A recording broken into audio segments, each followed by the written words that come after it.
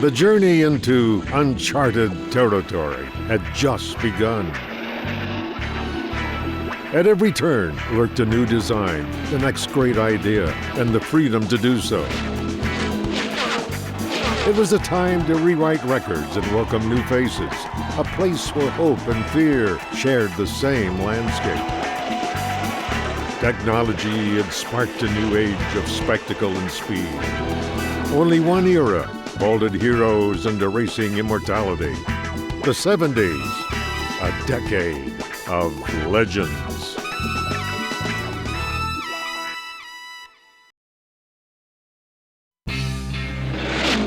After surviving a decade of change, rear-engine racers stormed into the 1970s looking for the next big advantage. While A.J. Foyt was aiming for the record books, 32 others were seeking their face on the Borg-Warner Trophy.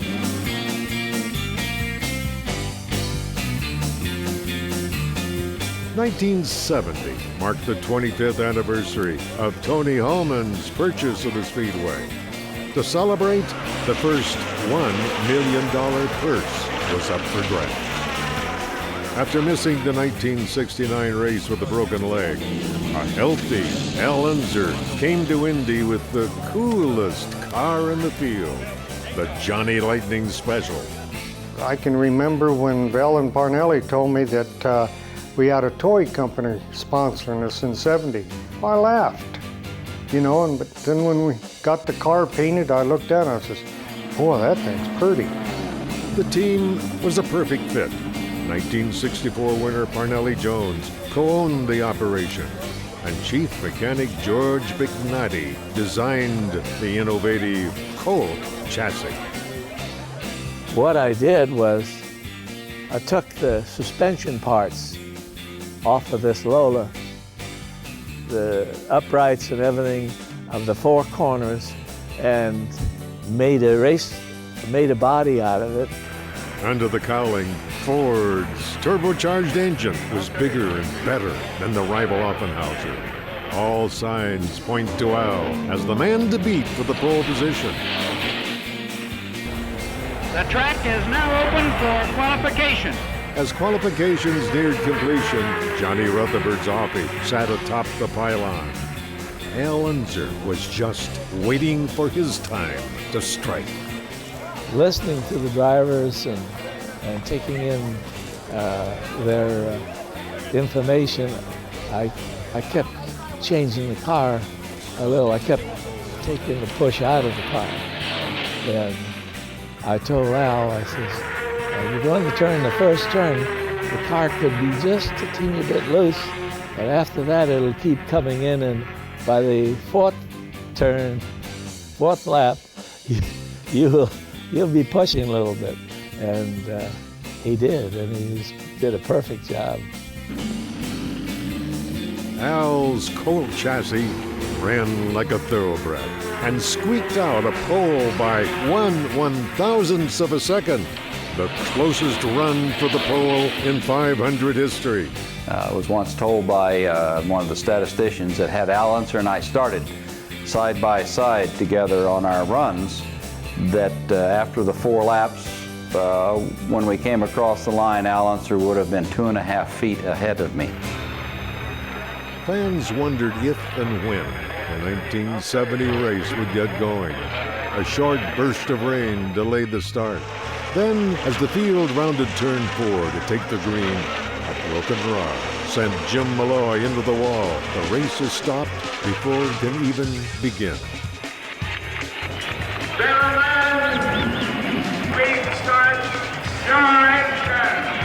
The pace car is pulling into the pit area, moving as fast as it can down the main stretch for the world's fastest flying start. The greatest thrill in sport to us. The green flag is out, and the 1970 500-ball race is on. Come in, Mike. Like I said, it's a real fight for first position, and it's Johnny Rutherford diving in along the yellow line, followed by Al Unser, A.J. Foyt, and Mark Donohue. Rutherford in the lead. I took the lead into the first turn, and down the backstretch he drove by and left, and so that was That was it. And in the backstretch, Unser pulling up alongside, taking the lead on the backstretch. Unser in number 1 position as they go into turn number 3. When it's time to pit, that other Unser leads the first 48 laps. Fresh tires and fuel, and the Johnny Lightning Special is gone in a flash. Rutherford's hopes for a win at Indy are dashed when he stalls in the pits. Lloyd Ruby takes over the lead after making a Texas-sized leap from 25th to 1st. Lloyd Ruby's car, the rear end of that car, burst into flames. He trailed about a 5-foot trail of flames through the short chute into turn 2. A black flag followed by a broken drive gear ruins another May for Indy's hard luck hero.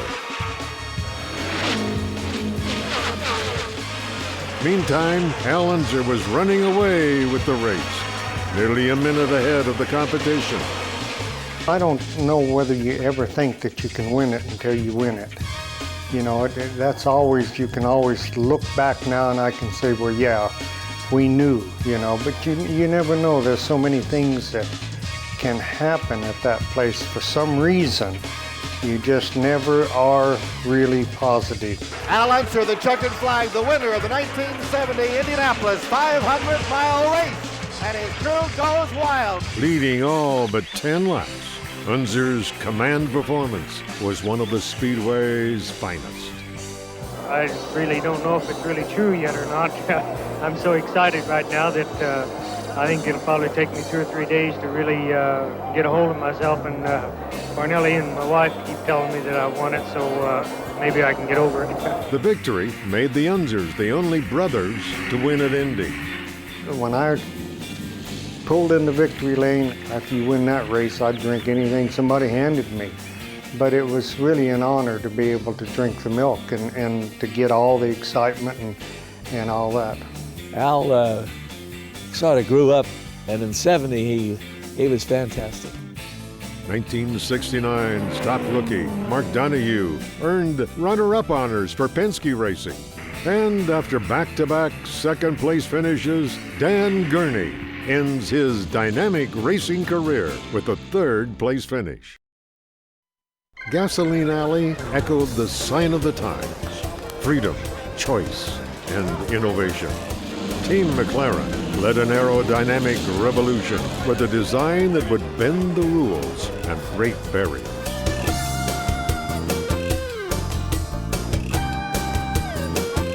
In 1971, rules stated that all wings were to be an integral part of the body design of the car.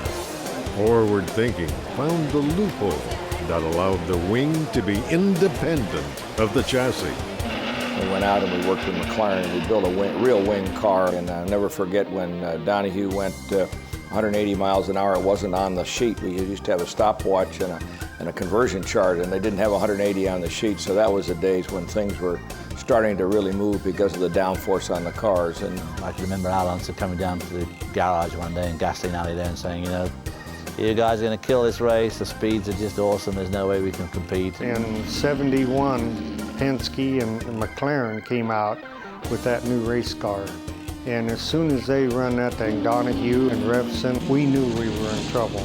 All the voodoo in Gasoline Alley couldn't stop Donohue from making a run at the record books on pole day. Yes, you guessed it. 50 and 3900 seconds, and the speed 178.607 miles an hour. Mark Donohue. Donohue's 177 average shattered the old mark.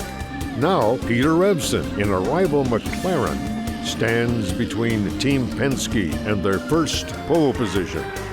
You won't believe it. 50 and 1800 seconds, speed 179.354. He's gone for the pole. Revson does it, eclipsing Donohue's record with a 4-lap average just over 178 miles an hour. Gentlemen, start your engine!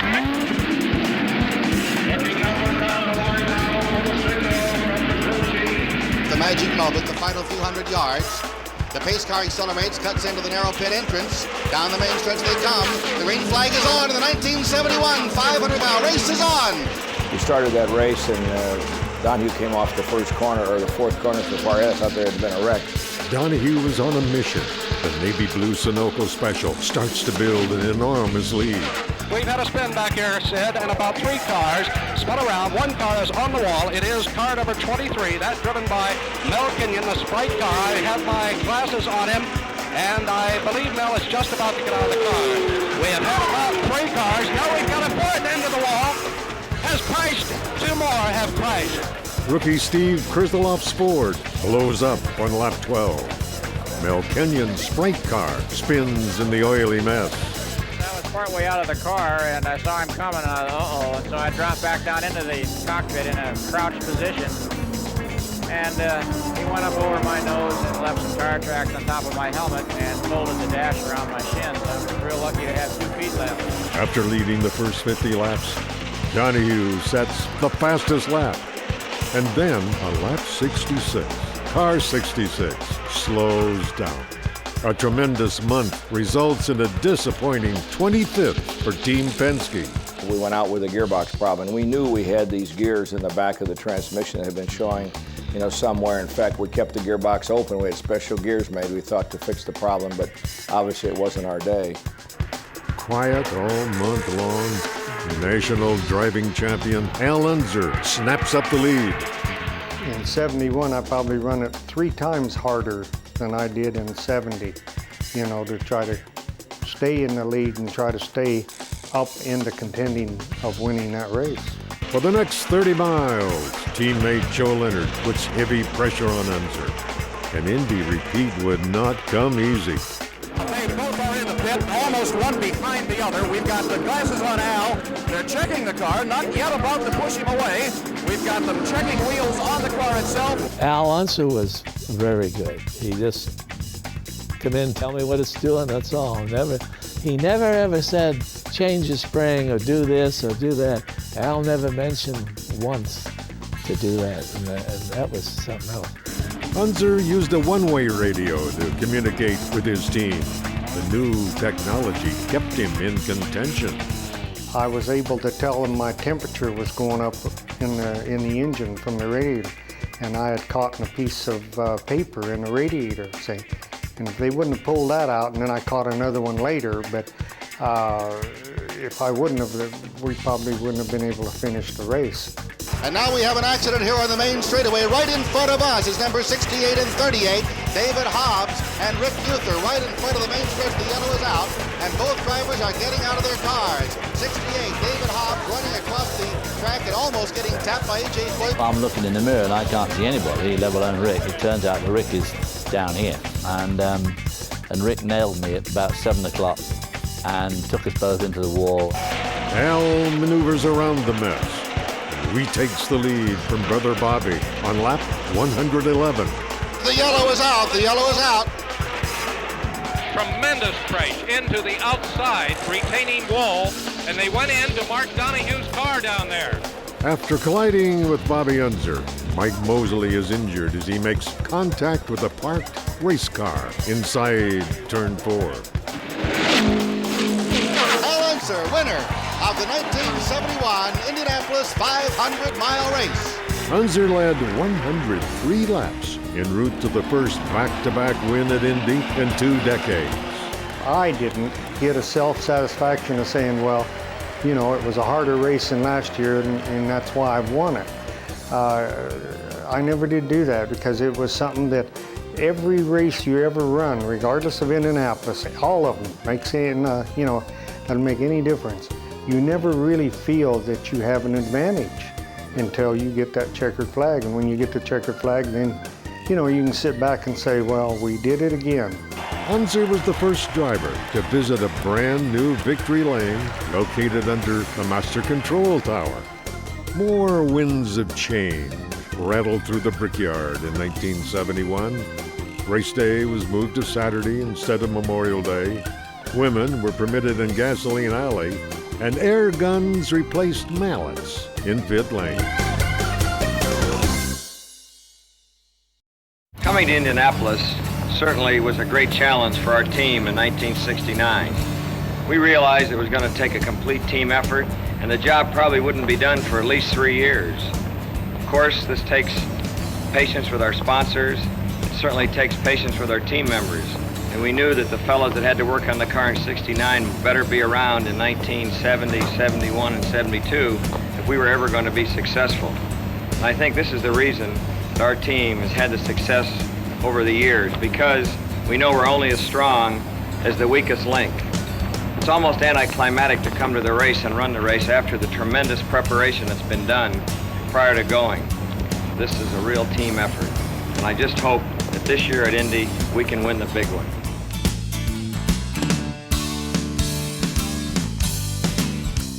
All eyes were on Roger Penske's team in 1972. Mark Donohue came so close 1 year ago, and now with teammate Gary Bettenhausen on board, Penske would settle for nothing less than the Borg Warner Trophy.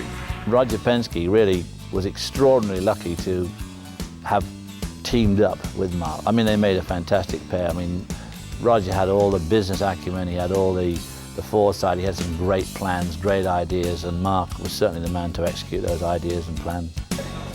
The big question in Gasoline Alley was, can anyone beat Penske and McLaren? The answer would come on a wing and a prayer. We had to come up with a counterattack on that. The old necessity is the mother of invention kind of thing. An innovative rule change allowed designers to bolt on wings instead of building them into the chassis structure. And this sparked a new era in car design that would change the sport forever. Dan Gurney comes with a wing that's sort of yay wide and a huge chord on it and a lot of upsweep. And with the Offenhauser that cranked out, 1,000 horsepower, I mean, the speed suddenly jumped into the high 190s. And that was what did it with his wings. The 72 Eagle, it was almost a throwaway. It came so close to being thrown away you wouldn't believe it. It got down to one last meeting even. That car turned out to historically be one of the finest cars that ever went to Indianapolis or ever ran the IndyCar circuit. It was just extremely good. That car, we were on the verge of 200 miles an hour a year before it ever happened. We could have done it with that car. Gurney's Eagle drastically altered the racing landscape, and not by a small margin. Driver Bobby Unser was running over 190 miles an hour all month long. I was very proud of it, and we made a lot of power with it. It made essentially everything except possibly the McLaren obsolete. Pole Day shaped up to be a historic showdown between the Eagles and the McLarens. Bobby Unser set the bar early on. And it's still going up. A new track record for the Olsenite Eagle, 194.932. A four-lap average of 195.940 crushed Revson's 1971 mark by over 13 miles an hour. The Eagle lands the pole position. It was because, they were running the engine so hard. At that time, we were running unlimited boost. In other words, we could run any amount of turbocharged pressure to the engine that we wanted. And it just seemed like Bobby had 150, 200 horsepower more than anybody else whenever he qualified. All 33 qualifiers, including 8 rookies, shattered last year's pole speed. Gentlemen, start your engine! The Eagle soars early on. Revson and Donohue begin a healthy battle for second. After leading the first 30 laps, Bobby Unser suffers a broken ignition rotor. The Eagles' wings clipped. Unser finishes 30th. I don't think anybody in history has ever had an advantage like I had that day. Some of the newspapers said I drove the car too hard and I broke it. Well, They just don't know how easy I drove it. I mean, I was treating it like a little baby. That car just wanted to go fast. And I didn't break the car. It would have happened no matter who would have been driving it. If I would have really pushed it, God only knows what it would have made the rest of the guys look like.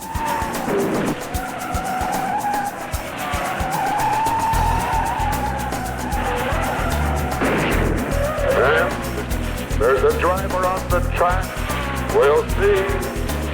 Cars are slowing down, coming out of the number 4 turn. There's a machine on fire. While leading, Mike Mosley slams into the turn 4 wall. He suffers burns. Team Penske now runs 1-2 with Bettenhausen at the point. There were some people just off the second turn.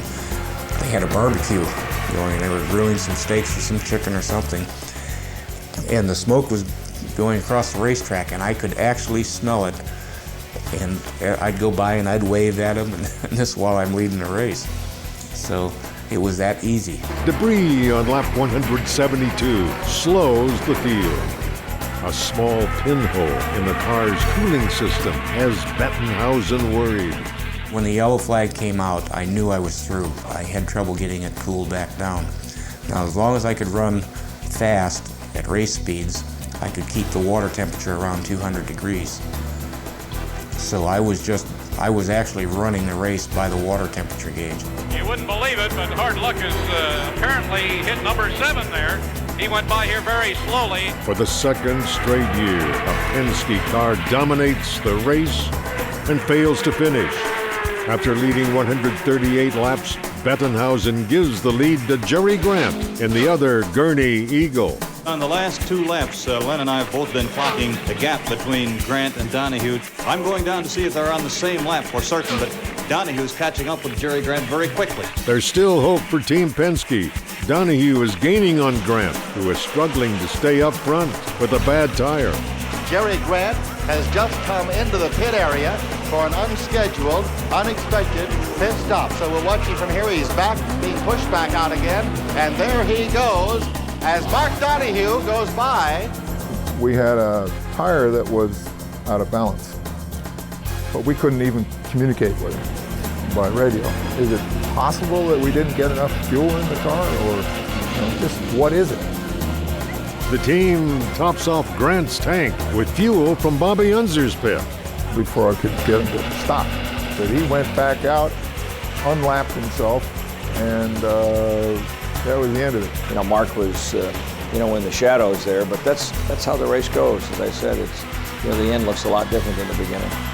And there's the checkered flag for Mark Donahue, winner of the 1972 Indianapolis 500-mile race. Donahue reaches the checkered flag 3 minutes ahead of second place. The victory is the first for team owner Roger Penske. It was a big day for us. I think it established that, maybe the guys with the polished wheels and the butch haircuts were okay because, we were looked at kind of as who are these guys that showed up here with the clean garages. So I was a pretty proud guy. Mark Donahue was a very talented race car driver, from being an engineer, which whether it made a difference or not, you never know. But he had the way of thinking. He thought things out, and he was very precise in everything that he did. So when he had things right, you couldn't touch him. Jerry Grant crossed the finish line second, but officials later penalized him to 12th for his illegal pit stop late in the race. Al Unser inherited runner-up honors despite efforts to become Indy's first three-peat winner. A new dihedral wing car made his month quite a challenge. That was a double dihedral nightmare. I mean, that thing wouldn't go straight, do anything. With the technology we had at our disposal and, the 3 drivers that we had, what they called the super team, Joe Leonard, Mario Andretti, and myself. And it turned out to be a flop. In 1973, car owners Pat Patrick and Andy Granatelli joined forces with master mechanic George Bignotti to make a run at racing's biggest prize. Indy's next dynasty featured a trio of talented drivers: Gordon Johncock, Swede Savage, and rookie Graham McRae. For the STP team, this May would be unlike any other.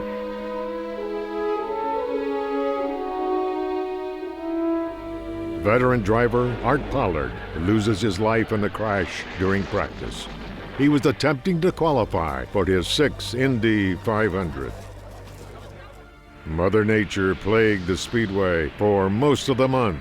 Wind, rain, and cold temperatures limited track time, but not the speeds. This was the year to challenge the 200-mile-an-hour barrier. In '73, we had a really strong engine, and I think 3 or 4 times during practice, we put together 200-mile-an-hour laps. We had, in fact, we practiced one day and ran 200 and came back and put the car in qualifying trim and went out to see what we could do. Put 4 laps together, see if we could do 200. And we did.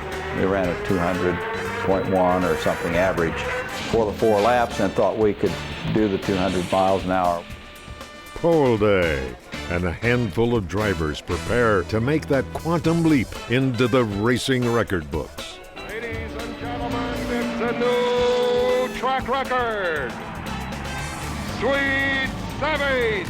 The pride of San Bernardino, California, is STP Eagle flying high. Savage is on the pole at 196.5. In '73, we ordered 3 new Eagles from Dan Gurney. And looking at the car, I noticed that the radius rods were going uphill, which was when you put the brake on, it lifts the car.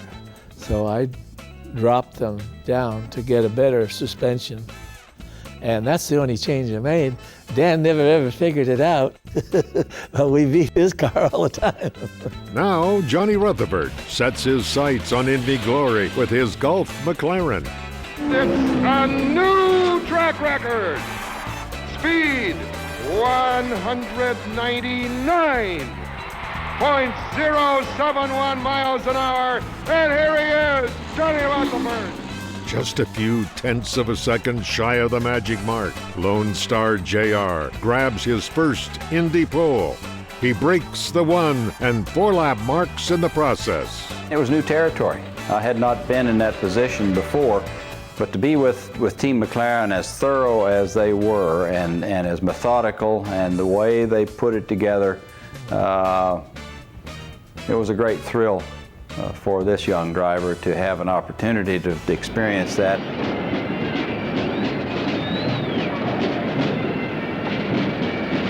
The forecast for race day does not give fans much hope. Rain plagues the world's largest single-day sporting event. The green flag is delayed until mid-afternoon. We have a tremendous crash here going into the number 1 turn in the back of the pack. Mike, we'll take it back here once again. The red flag is out. The red flag is out. We'll not try to guess how many cars. Near the very back of the pack, something happened. We see tire tracks going over toward the wall, pieces of race cars.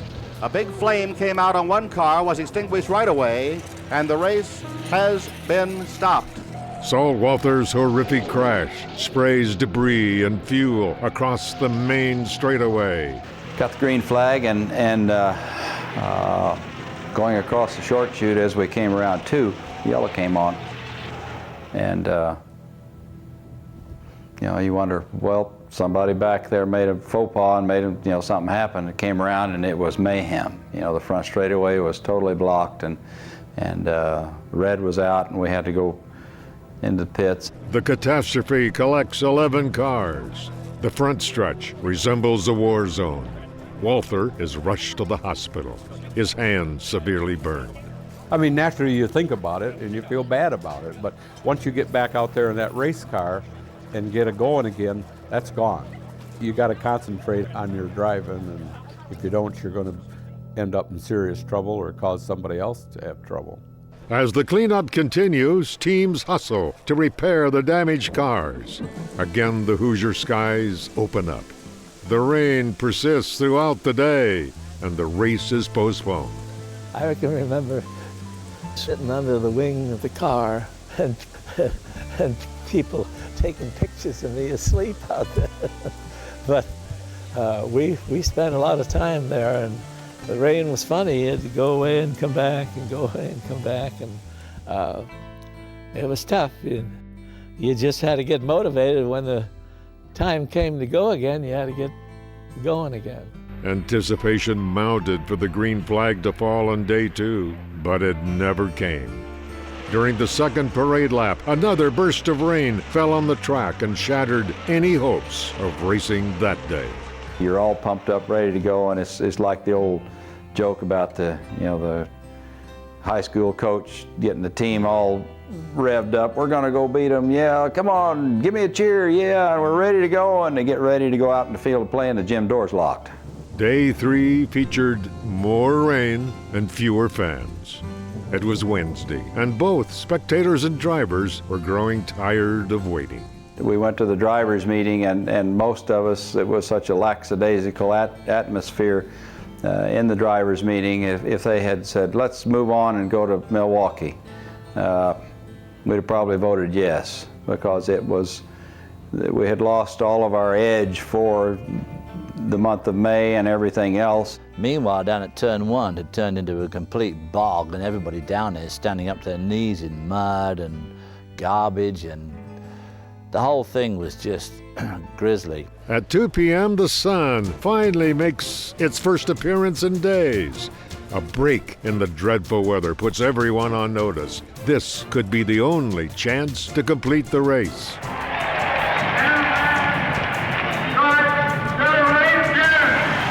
After days of waiting and wondering, it's finally time for the greatest spectacle in racing. Here they come down the main stretch, the world's fastest flying start. The green flag is waved, and the 1973 Indianapolis 500-mile race is on. Mike Ahern. Yes, Sid, and it's a replay of Monday up front. Bobby Unser pitches him off at the head. Then it's Mark Donahue, and then it's Mario Andretti. Johnny Rutherford has dropped to 4th.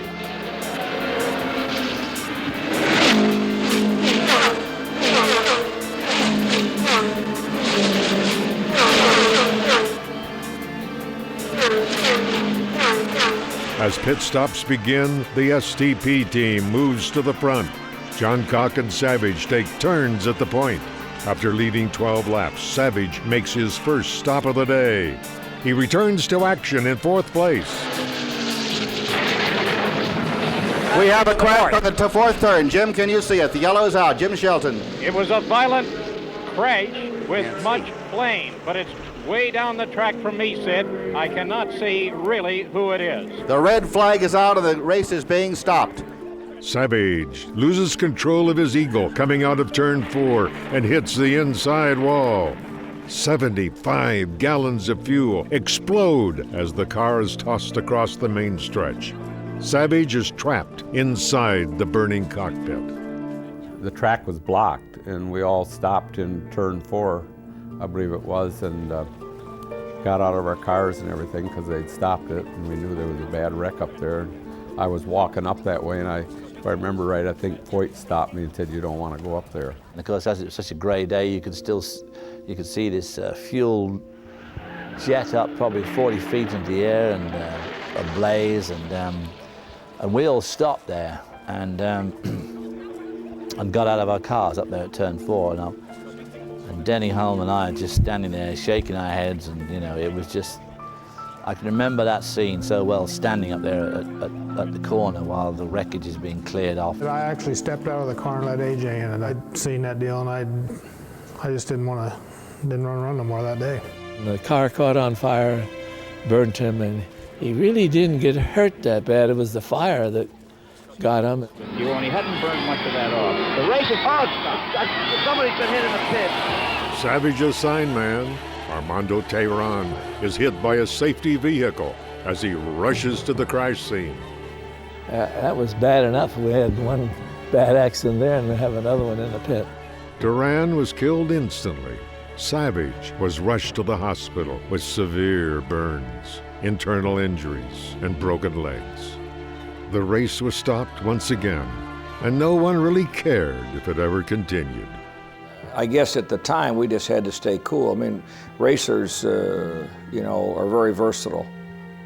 They handle adversity, and certainly we were there to run that race, and we'd spent a lot of time, and we were going to be there and finish our business. But I think it's just something that you have to deal with. The 1973 race had turned into a race to forget, but the show goes on. Over an hour later, the race resumes.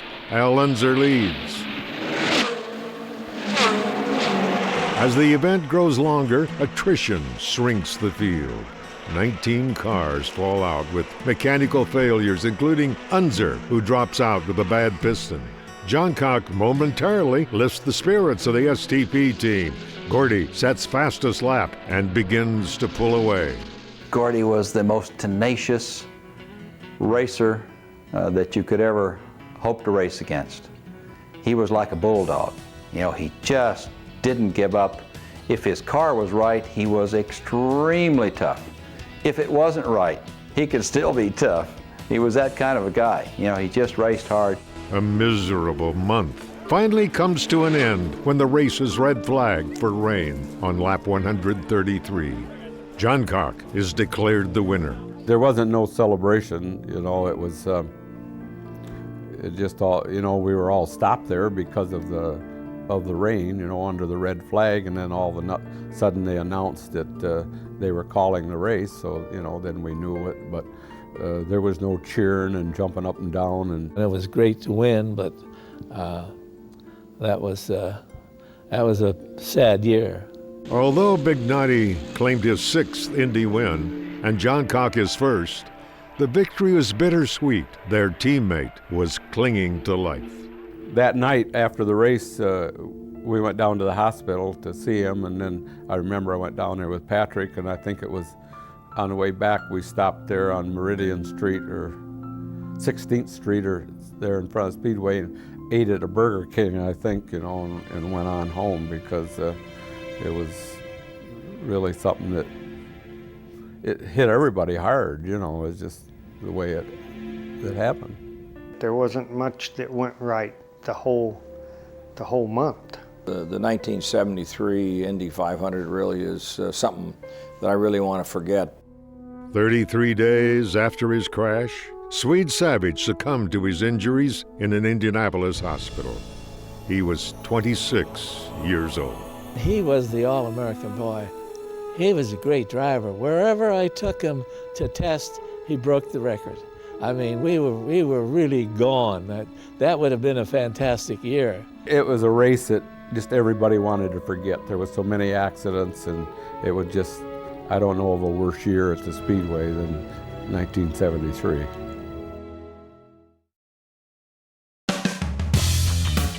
In 1974, sweeping changes across the Speedway affected the cars, the track, and the schedule.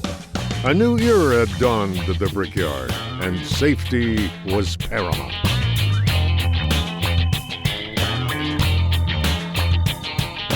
Anxious to put the 1973 race in the rearview mirror, new Chief Steward Tom Benford enforced a series of rule revisions.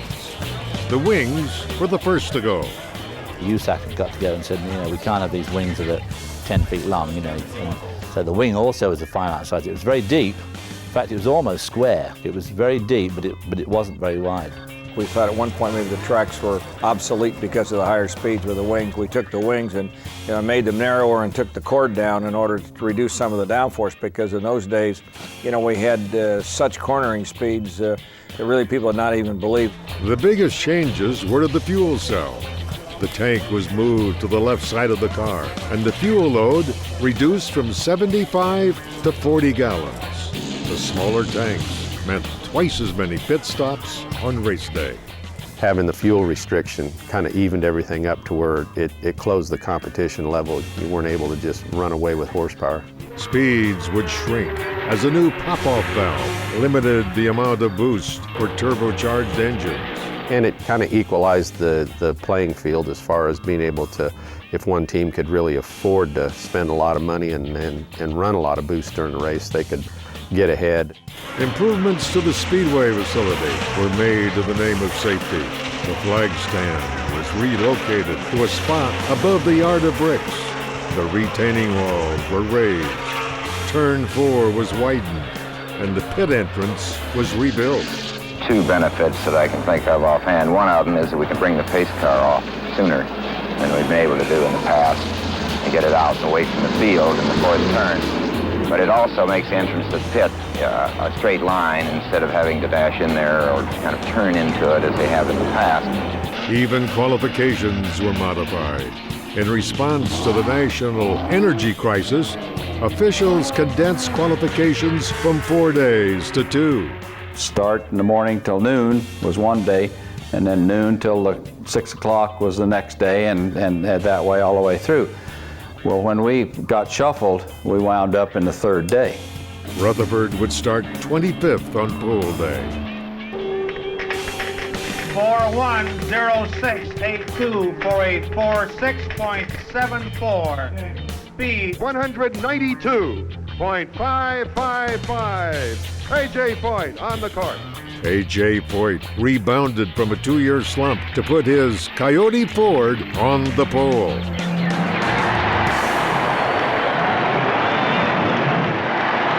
Down the main straightaway they come for the world's fastest flying start. The green flag is waved, and the 1974 Indianapolis 500-mile race is on. Right off the start, Wally Dallenbach really puts his foot in it. Wally's Wildcat Offie pounces to a huge lead over Foyt. But the leader's in trouble. Dallenbach's car begins to smoke. A burnt piston ends his day on lap 3. A.J. Foyt gladly inherits the lead. Super Tex begins his march to an unprecedented 4th Indy win. Johnny Rutherford ran the 7th lap at 188 miles an hour. He is in 6th place at the end of the 7th lap. After starting a distant 25th, Johnny Rutherford's McLaren is on a mission to catch Foyt. That's a long way back. And the car was so good, and our combination and setup was so good, that when they dropped the green flag, within 12 laps I was running 3rd. It was amazing. I could just pass them wherever I came to them. Johnny Rutherford just now took Bobby Unser, so Johnny Rutherford is really moving out. Just passed halfway in the race, got into a real hammer and tong duel with A.J. The Texas tussle moves to the pits. Foyt's crew makes a costly mistake. A.J.'s loss is Rutherford's gain. Lone Star Jr. leads the Indy 500 for the first time in his career. We raced hard. He was a little quicker down the straightaway than I was, but I was much faster than he was in the turns, but I couldn't make that work. I couldn't get by him to be able to make that work in my favor. And so we raced very hard, and I knew that if I kept the pressure on him, I might run him out of right rear tire or engine. And I didn't, just keep doing that. So I stayed glued right to him. Well, his car started blowing oil. It looks like there is a little bit of smoke coming out of the back end of A.J. Foyt's car. With oil spitting from his exhaust, Foyt is black flagged and forced to pit. An oil fitting finally knocks him out on lap 142. Rutherford is back in front. And here's the checkered flag for Johnny Rutherford, winner of the 1974 Indianapolis 500-mile race. After a decade of futility at the Brickyard, Rutherford wins racing's greatest prize. Coming down with your number being held out, number one, and getting that checkered flag, and you think, wow, is this really happening? You worked very hard, and it's the greatest sense of accomplishment in the world. Indy also marked the first win for Team McLaren, who capped off 74 with the Formula One World Championship. It changed my career, gave me the depth and what I needed in a car that I could get the job done with. I had always told my wife Betty if I could ever find a team that wanted to go racing as badly as I did, that we'd be winners, and Team McLaren fit that bill. Despite a late spin, second-generation driver Dwayne Pancho Carter earns top rookie honors for his 7th place finish. Firestone Tire, the winner of 48 Indianapolis 500s, dropped their Indy program at the end of the season. And that opened the door for Goodyear Tire to run uncontested for the next 2 decades. Excellence and experience were in style at Indy in 1975. 6 former champions arrived at the Brickyard hungry for another drink of milk.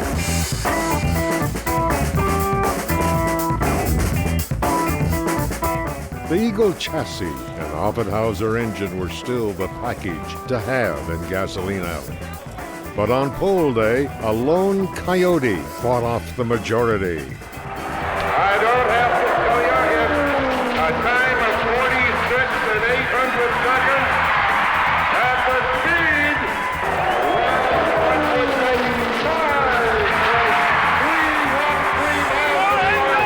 195.313 miles. A.J. Foyt is on the pole at the moment. Foyt wins his 4th Indy pole. Could a record 4th Indy victory be far behind? You know, I've always felt that records are made to be broken, and as long as I continue to race, I want to win and set all the records I possibly can.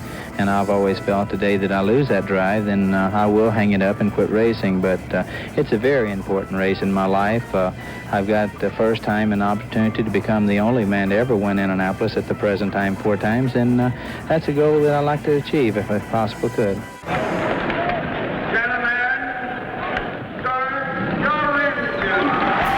33 powerful racing machines are straining to be let loose as they leave turn 4 and head down the main straightaway.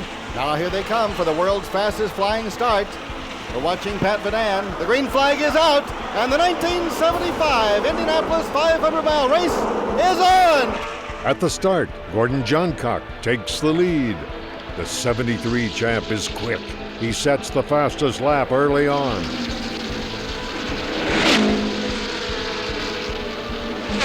But for the second straight year, bad luck bites the STP team. Gordy suffers a faulty ignition and must call it a day. Foyt is waiting in the wings. On lap 11, the Coyote Orange number 14 inherits the lead. Into turn number 3, A.J. Foyt takes the lead. Johnny Rutherford drops back 1 position. In what seems like a carbon copy of 1974, Foyt and Rutherford battle for first. Yellow's out. Here's Doug Zink, turn 3. Thank you, Sid. And it was more over on the backstretch. Before he got to turn number 3, we saw something happen. It's Mario Andretti in car number 21. Mario's Indy jinx continues on lap 50. A.J. Foyt just came by me, riding the white line. He may be in a little bit of trouble. Despite leading 53 laps, Foyt's chances of a 4th Indy win were foiled when he ran out of fuel on lap 124. We didn't win because we ran out of fuel and coasted in. And we already said we had to make 8 stops. Every 25 laps, stop, stop, stop. Well, my crew there said, we can do it on 7. Well, it cost us a race. Coming off the second turn, Tom Sneva, come on, got into the outside wall. The car has come to stop just in front of us. There was some flame. The engine's torn completely off of the car. He was stunned, flipping around in the car. It got airborne, hit the wall, came to light right side up, right here in front of us. Sophomore Tom Sneva is working on a top 5 finish when he tries to maneuver around traffic. We had a sweet over in the second turn, and all the material off the cars almost got up into the sweet, so the engine unhooked from the chassis. But I think that was a real test, you know, of what the tubs were all about in those days. Sneva survives a spectacular crash with just a few minor burns. The last thought I had was that I was dreaming. I was upside down in a race car, and you know how dreams are, they just sort of fade off, and that was my last thought until, you know, a half hour later when I, you know, started remembering things back in the field hospital. So I just took it for granted that he'd probably give me a little more room and knew I was there, and you know, and he really didn't. I just assumed wrong, and you know, before we got all the way by, our 2 cars came together, and you know, obviously mine got upside down and into the wall at about 180 miles an hour, and you know, the rest of that is history. After a lengthy yellow, Wally Dallenbach's modified Offie engine flashes to the front. Wally Dallenbach just went by us very, very slowly, and those telltale puffs of gray smoke coming up from the rear of that car. But on lap 161, a blown piston knocks Dallenbach out of the lead for the second straight year. Well, everything was just beautiful. We just knew we were going to win it. And I thought really and truly all month long I had this one in the bag. The race reaches its final stages. Now it's Rutherford versus Bobby Unser, McLaren versus Eagle. There comes the rain pretty heavily. We're watching Pat Badan. The yellow is out. And we're going to wait to make it official if he's going to pull out the red or not, which has to happen now. It's pouring down rain. Without any warning, a torrential downpour soaks the speedway. Inches of water flood the famed oval in a matter of seconds. We have an accident on the main straightaway that is at the entrance to the pits. They are trying to stop the race cars that are approaching this accident. The monsoon turns the track into a lake, putting the cars and drivers in a slippery situation. The problem is that the tires being balled, not from lack of rubber, but just balled by design, they just get up on top of the water and they never touch the ground, they just aquaplane. That's going to be it, and Bobby Unser from Albuquerque, New Mexico may have weathered the storm, so to speak, and pushed himself into victory lane here by virtue of water. Bobby Unser swims down the waterlogged front stretch to take the checkered flag. It's the second win for Unser and car owner Dan Gertie. Rutherford, Foyt, made no difference after that. They were going to be history. Made no difference. We had a ton on them by that time.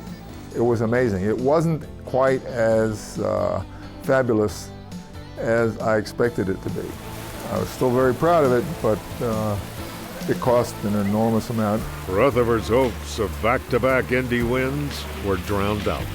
Lone Star JR settles for second.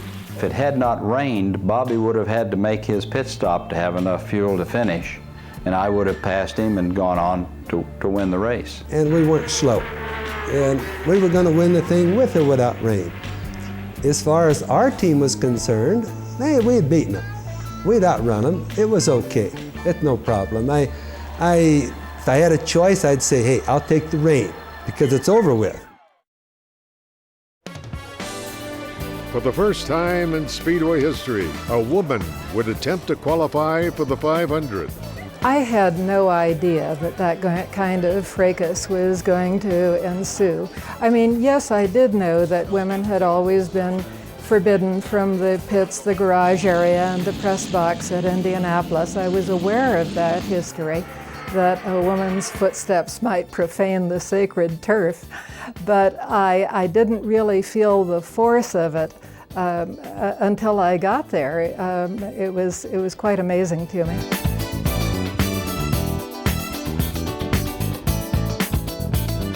"38-year-old Janet Guthrie garnered a lot of attention in May of 1976. An aerospace engineer, pilot, and sports car driver, Guthrie was embarking on uncharted territory, and the pressure was enormous. I think the stress of being the first woman to participate in a risk sport of that magnitude did have its effects. Fortunately, I had a very strong desire and could, in general, deal with that.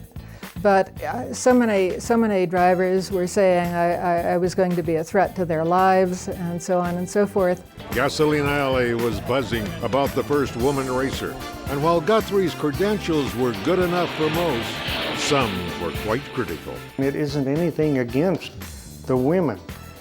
We got in a big argument in those days about being a woman or a man running, and I don't think that has a factor in it. I don't think that Janet Guthrie was a good race car driver. So that's where my conflict came in with her. She wasn't going to get any special favors. She got a lot of publicity, but I mean, and she didn't ask for a special favor. I think she probably was surprised at how intense the pressure was, and I felt sorry for her from that standpoint. I'd always been of the philosophy that if they had the credentials and could do the job and could pass the tests and to do everything that everybody else had to do, fair enough. Shouldn't be any problem. On pole day, A.J. Foyt was in pursuit of an unprecedented third straight pole. Foyt is fast, but his Coyote can't keep up to the horsepower of Rutherford's McLaren. JR wins his second 500 pole. On the final day of qualifying, Guthrie had yet to make the race.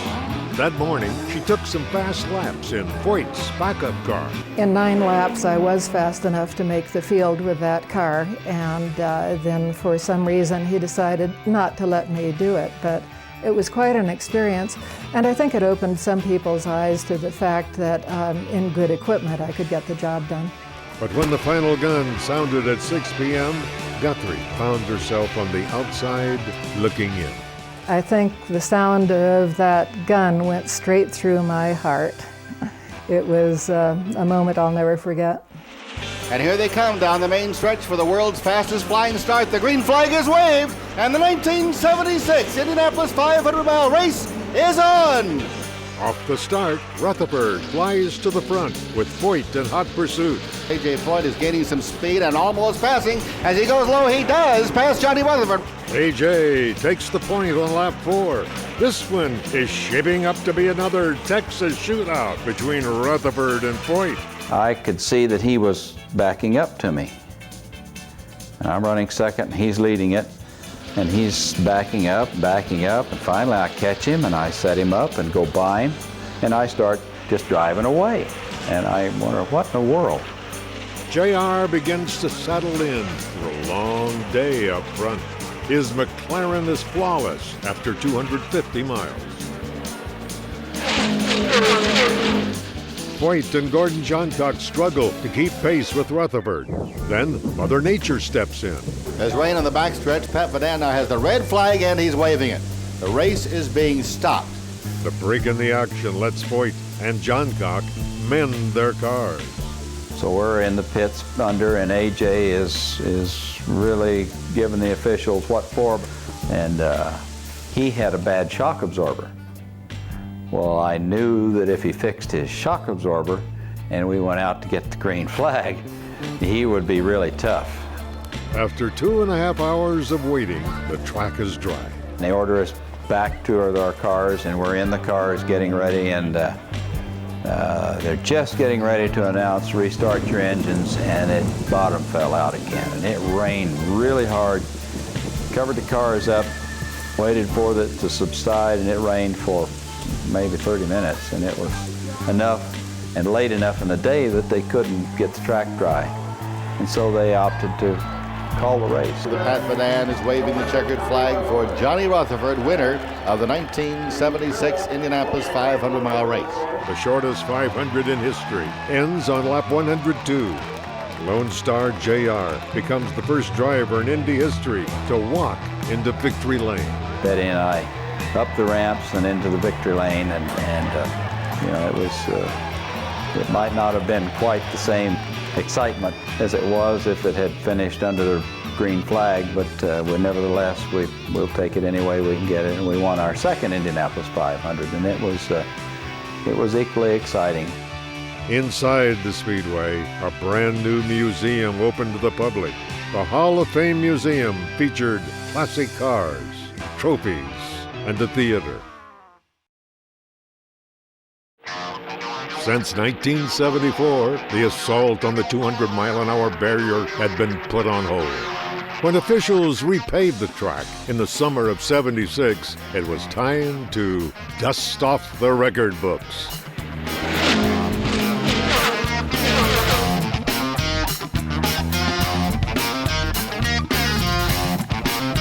During practice in 1977, several drivers clocked laps over 200.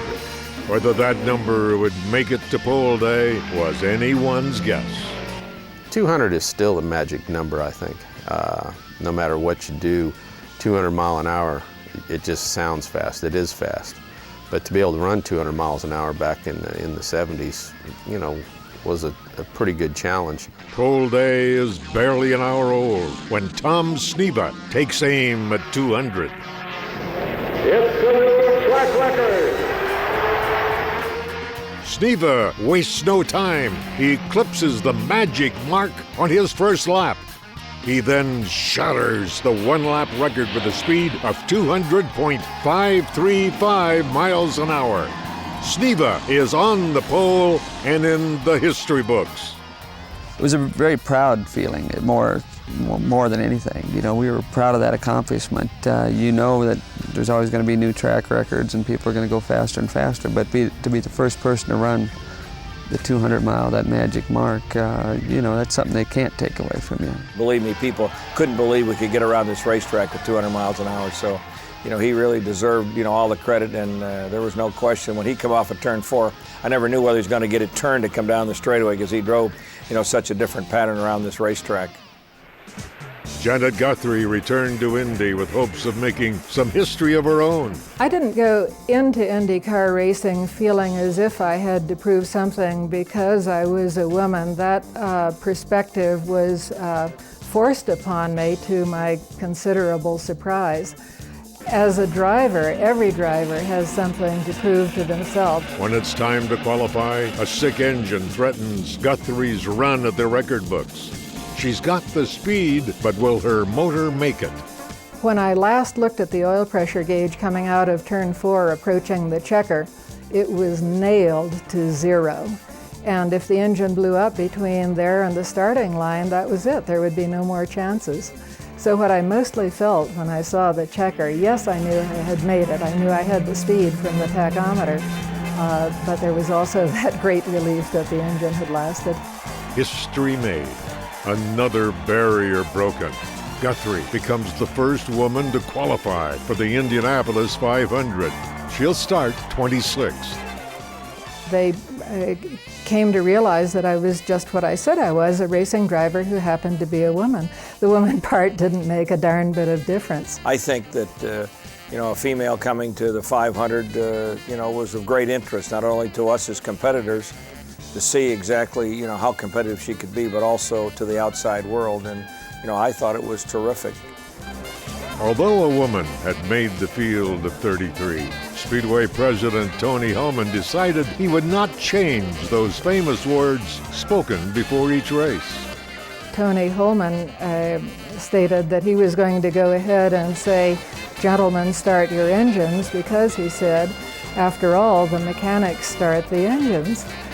And Kay Bignati came to me and said, "We can't let Tony get away with this." Kay was out there on the starting line. She started my engine. And so she had a really great effect on what happened that year. So Tony was obliged to change his tune. In company with the first lady ever to qualify at Indianapolis, gentlemen, start your engine. Al Unser rushes to the front. A cluster of contenders battle to challenge the leader. That is car 27, Janet Guthrie's car, now slowing on the race course.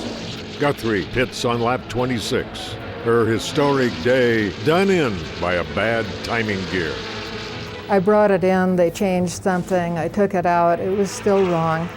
We did that a number of times, and it took quite a while into the race before we finally decided to throw in the sponge. As the field sorts itself out, Gordon Johncock leads.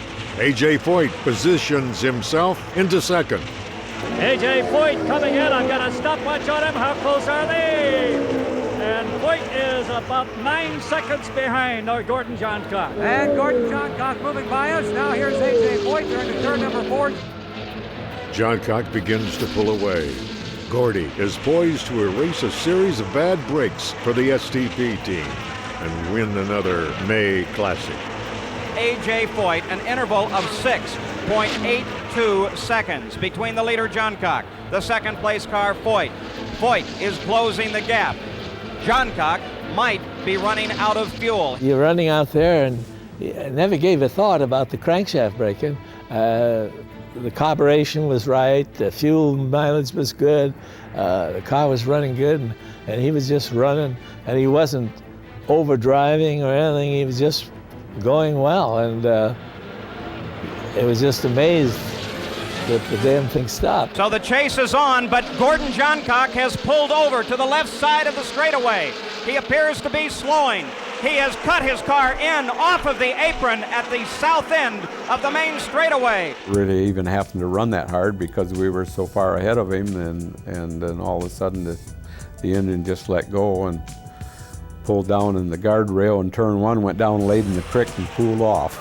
You know, Foyt and I were kind of feuding because we split up, and I wanted to beat him and he wanted to beat me, and it was kind of a hard race to lose. When you're going that far, you know, you got about 15 laps to go. 77, I'll have to say, was the biggest disappointment in my racing career. After leading 129 laps, a blown engine crushes Johncock's chances of a second Indy win. Once again, Foyt is the beneficiary of bad luck. From the dusty tracks of Texas, the Racing Hall of Fame, and there goes Foyt toward turn 3. And the crowd on its feet is A.J. Foyt. They're waving at him, waving him on through turn number 3, off of 3 into the short chute. I had tears in my eyes the last 4 or 5 laps because I guess the good Lord wanted me to run 500 miles and be a true 500-mile winner 4 times, because I felt last year and year before last that we had a good shot at winning the race, and the rain come along and we lost the race, but I'm glad it worked out like it did. A.J. Foyt down the main straightaway. The checkered flag is out. A.J.'s hand in the air. He is the winner. A.J. Foyt at Indianapolis has won his 4th 500-mile race. A momentous month in 500 history ends with a living legend pulling into victory lane. To be the first man to ever do something like that, after so many years that people have been there trying to, I was very happy. And finally I asked my dad, I says, well, you're patting everybody on the back, what a great job they did today. I said, what did I do? He said, you had a little part in it. And that's all he ever said. So, I mean, I guess that was about the nicest words he ever spoke to me after a race. I don't think there was anybody more deserving. You know, he didn't, it wasn't handed to him. He earned it. And he did it, you know, from a period, like I say, where we all ran the same kind of cars. I still consider him the greatest driver to ever bolt on a helmet and strap himself into a race car. During post-race ceremonies, Speedway President Tony Hulman joined Foyt in the pace car for a special victory lap. In regards to how many more men win it 4 times, being the first to do it after 50-something years really meant a lot to me, and especially with Mr. Hulman, because we got to be very close and very good friends, and I think he was awful thrilled to see me be the first man to win it 4 times. In October, Speedway owner Tony Hulman passed away at the age of 76. Hulman transformed the dilapidated brickyard into an auto racing shrine and made the Indy 500 an American tradition. In 1978, Roger Penske arrived at the Speedway with racing's top qualifier, a Formula One contender and an off-road racer named Rick Mears. And we sat down and he said, this is what I have to offer. He said, Mario's going to be chasing the World Championship next year, and I need somebody to fill in part-time. I'll guarantee you the 3 500-mile races and at least 3 others. And well, needless to say, a part-time ride with that team I felt would be more beneficial than a full-time ride with most. All the rookie would need was one race to prove he was the sport's next superstar.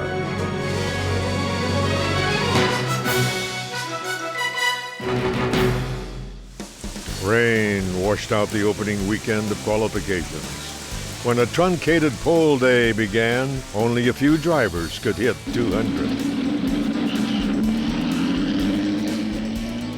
Second-year standout Danny Ungaius and 4-time winner A.J. Foyt qualified over 200 miles an hour.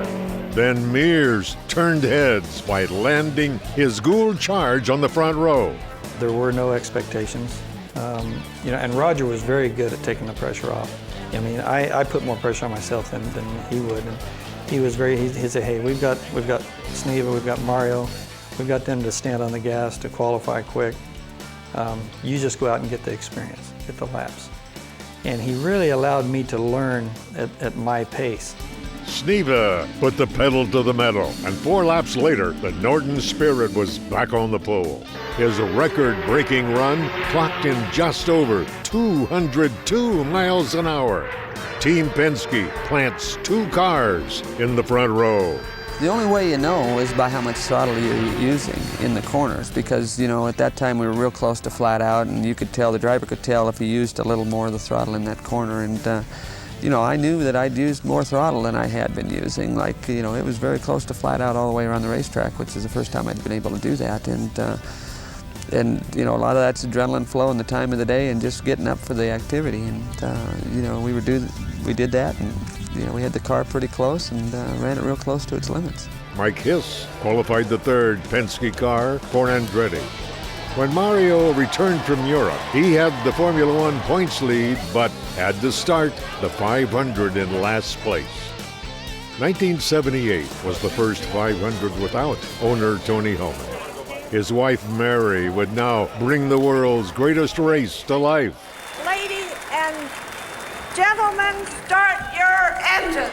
Rick Mears found himself surrounded by experience on race day. The rookie could not afford to make a mistake. Now there was the pressure of, well, now there's no excuses. I'm with the best team in business. We've got the best equipment out there. There are no excuses, so you did have to get the job done. Pat Vadan watches the field. The green flag is out. The 1978 500-mile race is on. And we take off, come around, and we get to green, and like I said, I'm not going to make a mistake.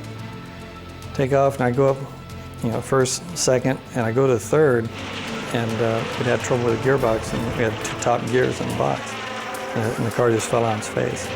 And I thought, oh no, I just kind of shrunk down on the car because I knew somebody was going to collect me. And fortunately, everybody missed. Mears avoids disaster, but another problem pops up. The rookie fails to fasten his helmet. So now I'm driving around holding the helmet on with one hand, and driving with the other. And I'm, how embarrassing to call in to the guys and say, my first race at Indy, I forgot to buckle my helmet, guys. So I drove for, I don't know how many laps with one hand holding that thing down. Finally, I got up the courage to call in and tell them I'd messed up. He said the helmet was going up over his eyes, so we had to come in and take a couple laps to fix his helmet, because he had a car that day, and the way he was running, he might have been the winner that very first time he ran with us. And the first thought through my mind was, well, now here's the rookie, making a mistake. But we were able to get going, and the car was very competitive that day. Al Unser and Danny Ungayas are now fighting for the lead at the 136th lap. While Mears fell back, Ungayas surged forward. The Flying Hawaiian was making his mark on the famed oval. Then Ungayas' machine blows an engine on lap 145. Once again, Lady Luck frowns on a dominant driver. With a new car and a new team, Al Unser slips into the lead. The quiet contender surprises even himself. A 3rd 500 win is within reach. When the race started, about 4th of the way through, they just came back to me. I says, my gosh, I like this. Pretty soon we were leading, and it's one of those days that, prior, you can say that morning that I thought I could maybe run with them. But to outrun them, I didn't think so. And then all of a sudden, there we were, We were outrunning them. With 20 laps to go, Unser makes his last pit stop, but flirts with disaster. In those days, we didn't have a speed limit. You came in 150, 200 mile an hour through that pit gate down there. And when I came in, I didn't even know I hit it, but it damaged my wing. And it did slow me down a little bit, but we had enough of a cushion that I was able to win. Al Unser is the winner of the 1978 500-mile race, and he joins that elite group of 3-time winners at the Indianapolis Motor Speedway. Unser had pegged 1978 as a learning year with Jim Hall Racing. Always a quick study, Albuquerque Al led 121 laps and found victory lane for the 3rd time in 9 years. When I won in 70, people said, well, now you ought to retire. Retire, I just got started. You know, and then every year thereafter, they kept saying, well, you don't need to come back. But, you know, it isn't a fact of needing to come back, it's wanting to come back to the greatest sporting event in the world, and that's the Indianapolis Motor Speedway. So to be able to win there and walk away with that honor, it's just terrific. If I were a car owner, was not a driver, Al Unser's who I'd want to drive my race car. Al was a very smart driver. He wasn't flash, but he was always there, steady, and he won a lot of races and did good. Tom Sneva became an Indy bridesmaid for the 2nd straight year. His Penske teammate Rick Mears lost an engine on lap 103, but shared top rookie honors with Larry Rice. Nursing a broken wrist, Janet Guthrie completed her first Indy 500 with a 9th place finish. It's hard to express the meaning of a top 10 finish at Indianapolis. It's something that any driver can be proud of. Do I wish I had gone on and had a chance to win there? Of course I do. That could be the only better thing that I could think of. The 1978 season ended on a bitter note when a faction of car owners founded their own race series. That winter, Championship Auto Racing Teams was formed to compete against the 500 sanctioning body, the United States Auto Club. The final 500 of the decade pitted racing legends against the next generation. The 1979 Speed Classic was to be one of the most competitive, but change and controversy clouded everything.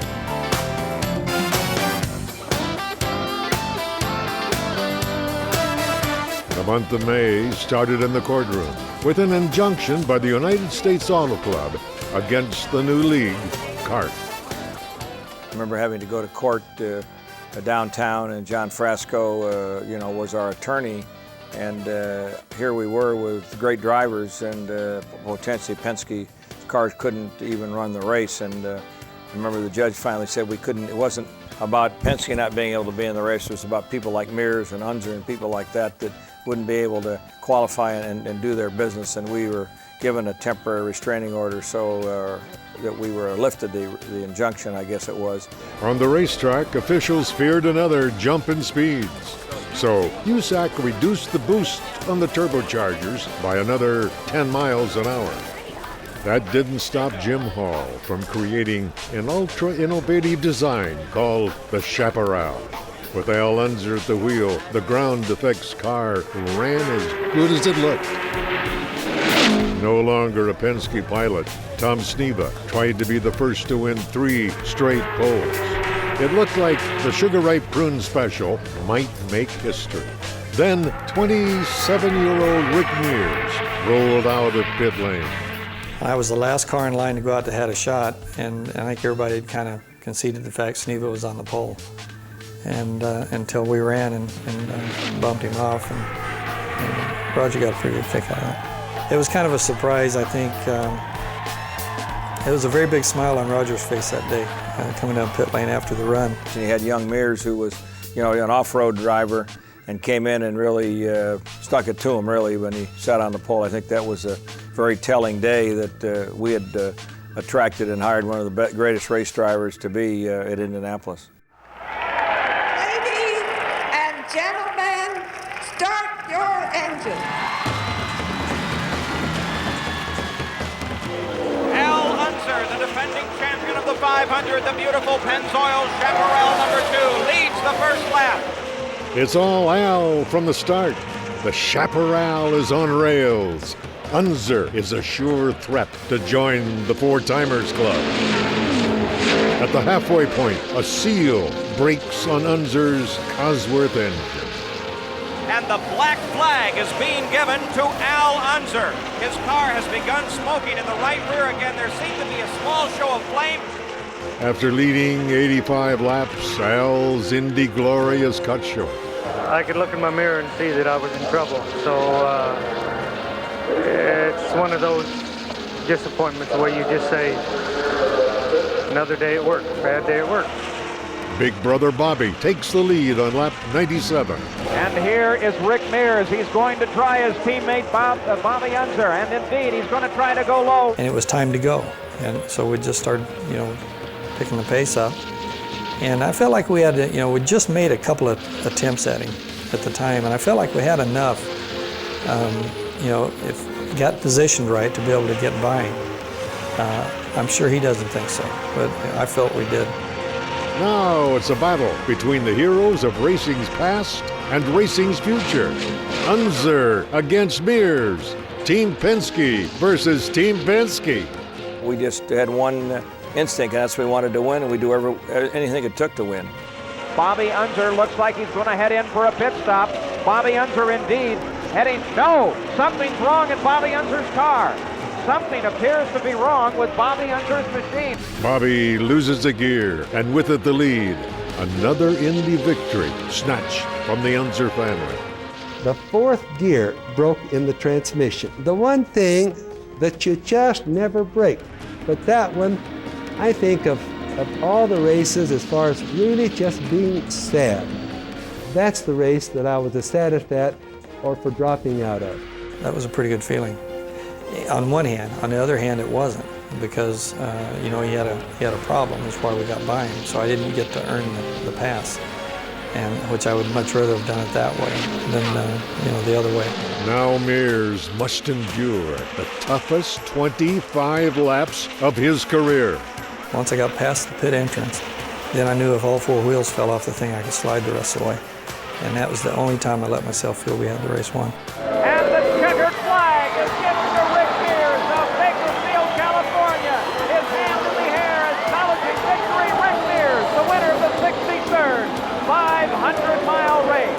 It was a great feeling, it really was. I mean, you just can't explain it. It's something, you can take whatever you've been the most excited about all your, throughout your lifetime and just, double, triplet, whatever. You just really can't explain it. After a 7-year sabbatical, Roger Penske returns to victory lane with a storybook finish. It's also the first win for the Penske Works chassis. Every time you go there, you can't believe it because, it's just so monumental. The crowd, the feeling, and, for my company, for my family, and obviously for these drivers and teams, it was, a dream come true. And I've never said that one was better than the other, but the 79 victory with Mears after having a drought, after you've won, you can't come back here and do anything else. So anything else but winning is certainly a big, big letdown. If ever a driver looked over the entire field and decided where he wanted to go, it would have to be Roger Penske's team, because they are state of the art. They're exactly what you would want, what I would want if I were a new driver coming in. The crowd is cheering A.J. Foyt as he coasts over the line and waves to the crowd. A.J. Foyt, no power at all in that car, comes across the line. Four-time winner A.J. Foyt brought the crowd to its feet with the courageous second-place finish. A new pack-up rule was put into place in 1979. During caution periods, the pace car would now lead a bunched-up field with safety and better competition in mind. The 1970s redefined racing. Technology reshaped it. A new level of competition created faster speeds and famous faces. A mix of innovation and necessity sparked a revolution, and the Speedway was witness to it all. Dynamic designs and broken barriers transformed the sport forever. While the Speedway lost many close friends, it gained several new ones. drivers and teams who would build the foundation of the 500's future. While the 70s have come and gone, their impact is far from over. An era defined by drama and danger will long be remembered as a decade of legend.